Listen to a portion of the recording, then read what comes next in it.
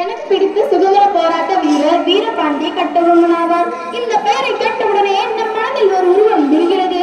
தலையில் வீரத்தலை பாகை, கண்களில் தீப்பொறி, மார்பில் அச்சமற்ற தைரியம்.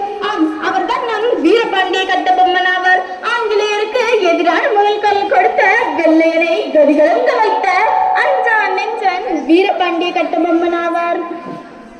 அடிமையாய் தவித்துக் கொண்டிருந்த இந்திய தாய் சினந்து எழுந்து தன் கை விலங்கை உடைத்து பகைவர்களை அழித்து அவிழ்ந்த கூந்தலை முடித்து நெற்றில் திலகமிட்டு மகிழ்வே தன் தலையும் பயனை வைத்தவர் நம் வீரபாண்டிய கட்டபொம்மன் ஆவார். வீரபாண்டிய கட்டபொம்மன் கிபி 1760ஆம் ஆண்டு ஜனவரி மாதம் 3ஆம் தேதி தூத்துக்குடி மாவட்டத்தில் உள்ள பாஞ்சாலக்குறிச்சியில் பிறந்தார். இவரது இயற்பெயர் வீரபாண்டியன். இவரது தந்தையின் பெயர் ஜெகவீரபாண்டியன். இவரது தாயார் பெயர் ஆறுமுகத்தம்மாள் ஆவார். இவர் தனது 30வது வயதில் பாளையராக பொறுப்பேற்றுக் கொண்டார். பிரிட்டிஷ் அரசு பாளையர்களிடம் வரிவசூல் செய்ய முயன்ற போது அவர்களுக்கெல்லாம் கப்பம் கட்ட மறுத்த முதல் வீரர் வீரபாண்டிய கட்டபொம்மன் ஆவார்.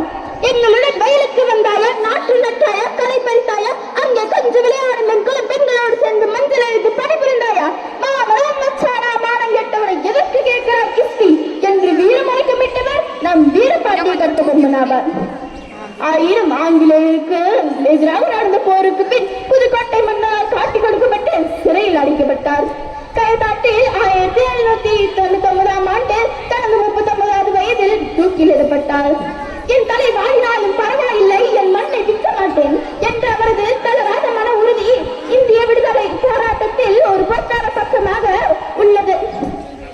நம் நாட்டின் மண்ணையும் அதன் பெருமையும் காப்பதற்காக தனது இன்னொரு தியாகம் செய்த வீரர் வீரபாண்டிய கட்டபொம்மனை இந்நாளில் போற்றுவோம் என கூறி இதுவரை பேச வாய்ப்பளித்த அனைவருக்கும் நன்றி கூறி விடைபெறுகிறேன். நன்றி, வணக்கம். நல்ல சிறப்பான உரை, உணர்ச்சி சிறப்பாக நல்ல அருமையா சொன்னாங்க. அவருக்கு மீண்டும் ஒரு கைத்தட்டலை பரிசாக்குமாறு கேட்டுக்கொள்கிறேன். பரிசு கொடுக்கிறேன்.